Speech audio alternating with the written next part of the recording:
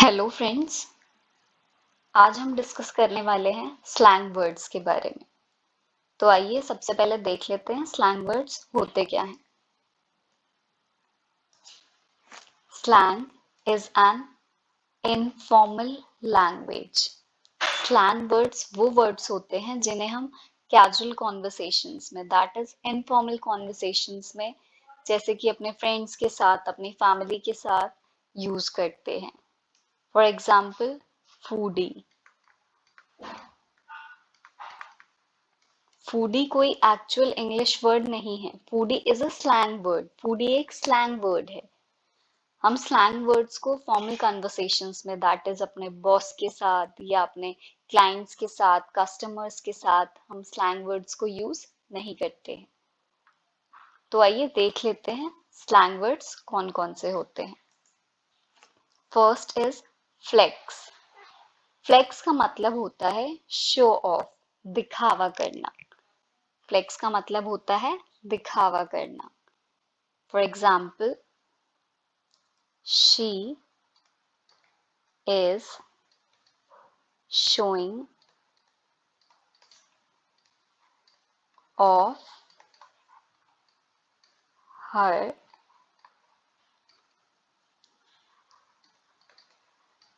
diamond ring. She is showing off her diamond ring.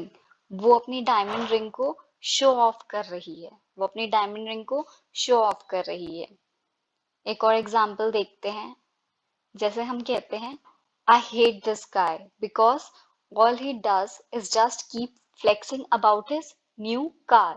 I hate this guy. मुझे ये लड़का पसंद नहीं है क्योंकि वो अपनी न्यू कार को शो ऑफ करता रहता है। All he does is just show off, flexing about his new car. वो हमेशा अपनी कार को शो ऑफ करता रहता है। तो फ्लेक्स का मतलब होता है शो ऑफ करना। Next word is cheesy. Cheesy का मतलब होता है अनकन्विंसिंग, चीप, annoying या outdated, out of fashion. For example, don't wear this shirt. It looks cheesy.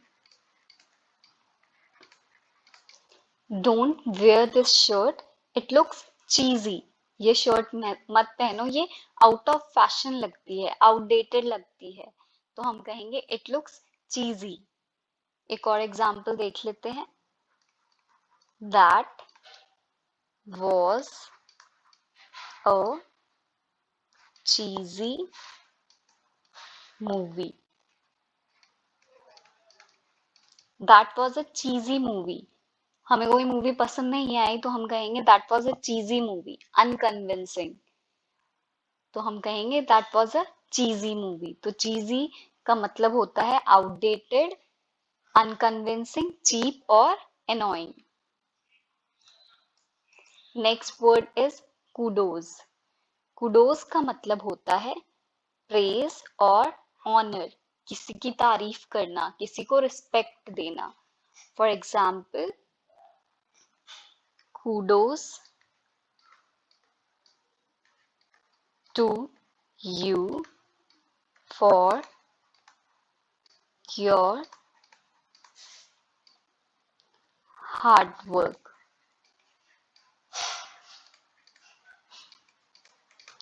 Kudos to you for your hard work. हम उसके हार्ड वर्क के लिए उसकी तारीफ कर रहे हैं। किसी को प्रेज करते हैं तो हम कुडोस वर्ड का यूज करते हैं। जैसे हमें कोई पार्टी बहुत अच्छी लगी तो हम कहेंगे kudos for organizing this smashing event. हमें कोई इवेंट बहुत अच्छा लगा तो हम कहेंगे kudos for organizing this smashing event. हम उसकी तारीफ कर रहे हैं इतना अच्छा इवेंट ऑर्गेनाइज करने के लिए, तो हम कहेंगे kudos for organizing this smashing event. तो kudos का मतलब होता है किसी की तारीफ करना या किसी को रिस्पेक्ट देना। Next word is nuts. Nuts का मतलब होता है मैड और क्रेजी, पागल जिसे हम कहते हैं। आर यू नट्स, ऐसा हम जनरली बोलते हैं, इसका मतलब होता है क्या तुम पागल हो। तो नट्स का मतलब होता है मैड और crazy. For example, he is nuts for cricket.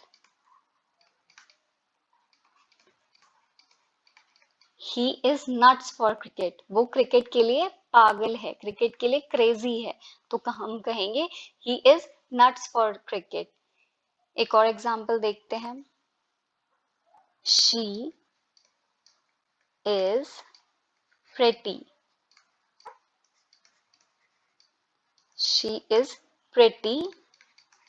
I am nuts for her.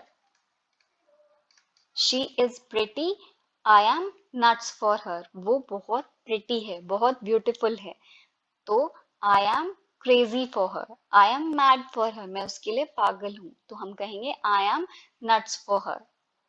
तो नट्स का मतलब होता है मैड और crazy. Next word is vibes. Vibes का मतलब होता है इमोशनल सिग्नल्स और फीलिंग्स। फीलिंग्स या इमोशनल सिग्नल्स को हम वाइब्स कहते हैं। For example, I am getting negative vibes from her. I am getting negative vibes from her, मुझे उससे नेगेटिव फीलिंग्स आ रही हैं, मुझे उससे नेगेटिव फीलिंग्स आ रही हैं। तो हम कहेंगे I am getting negative vibes from her. तो इमोशनल सिग्नल्स को या फीलिंग्स को हम वाइब्स कहते हैं। Next word is lame.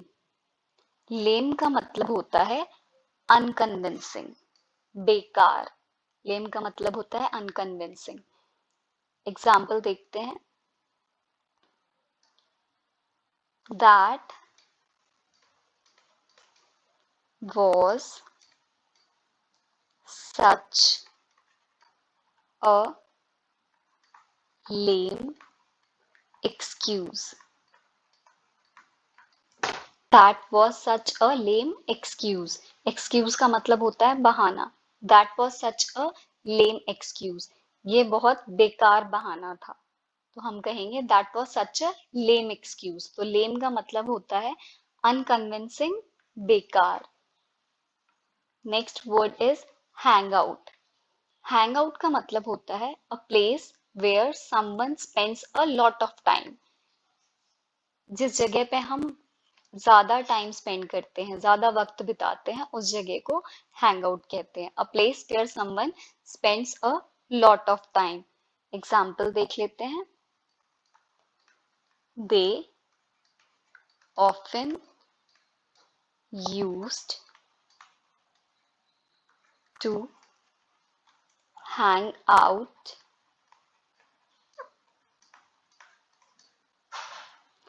in malls.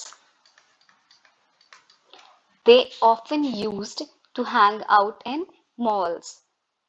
वो ज्यादातर समय मॉल्स में बिताते थे।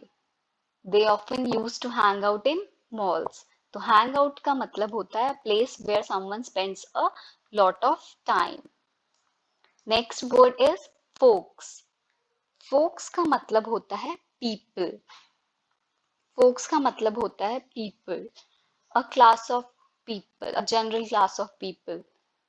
For example, I'd like you to meet my folks. I'd like you to meet my folks, my people. मेरे लोगों से, my folks, मेरे फ्रेंड्स से। folks का मतलब होता है people. Next word is lit. Lit का मतलब होता है समथिंग वेरी एक्साइटिंग और enjoyable। जो बहुत ज्यादा एक्साइटिंग हो उसे हम कहते हैं lit. For example, last night's party was lit। Last night's party was lit. कल रात की पार्टी बहुत ही लिट थी, इंजॉयबल थी या एक्साइटिंग थी। तो हम एक्साइटिंग या इंजॉयबल चीजों के लिए यूज करते हैं लिट वर्ड को। Lit is something very exciting और इंजॉयबल। तो next word is guts. Guts का मतलब होता है करेज और बोल्डनेस। गट्स का मतलब होता है करेज और बोल्डनेस, जिसे हम कहते हैं हिम्मत और साहस। For example, you don't have the guts. You don't have the guts, इसका मतलब है तुम में हिम्मत नहीं है, आप में हिम्मत नहीं है। तो हम कहेंगे you don't have the guts. तो गट्स का मतलब होता है करेज और boldness. Next word is pissed off. Pissed off का मतलब होता है एक्सट्रीमली एनॉयड। पिस्ड ऑफ का मतलब होता है एक्सट्रीमली एनॉयड। एग्जाम्पल देख लेते हैं। I am pissed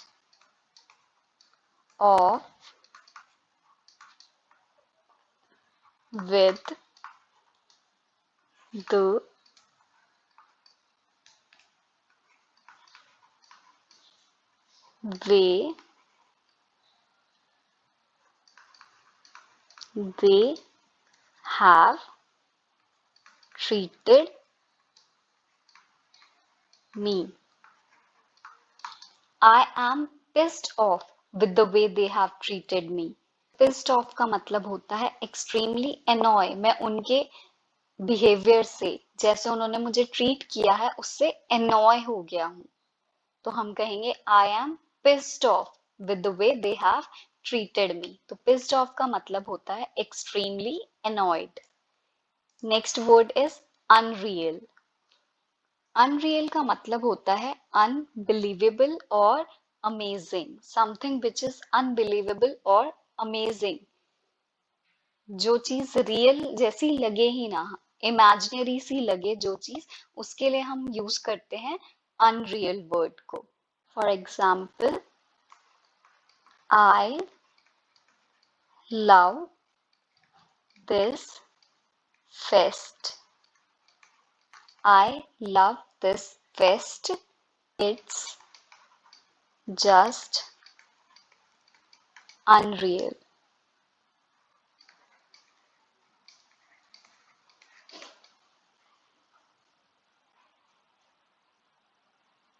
I love this fest. It's just unreal. मुझे ये फेस्ट बहुत पसंद आया, ये एकदम अनरियल लग रहा है, एकदम अनबिलीवेबल, अमेजिंग लग रहा है। तो हम कहेंगे I love this fest.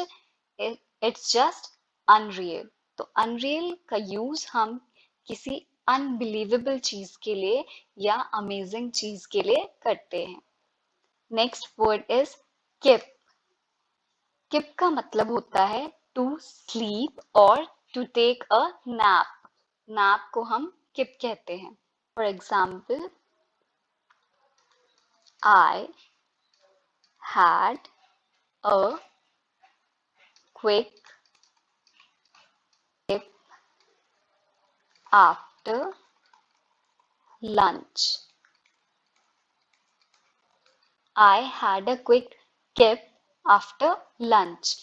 Lunch के बाद मैंने एक क्विक सा नैप ले लिया, किप ले लिया। तो किप का मतलब होता है स्लीप और टू टेक अ नैप। एक और एग्जाम्पल ले लेते हैं। I must get some kip. I must get some kip. I must get some sleep. मुझे थोड़ी सी नींद लेनी चाहिए. तो हम कहेंगे I must get some kip. तो kip का मतलब होता है sleep और to take a nap. तो फ्रेंड्स ये थे कुछ स्लैंग वर्ड्स जिन्हें हम इनफॉर्मल कॉन्वर्सेशंस में यूज करते हैं. That's all for today's class. Thank you.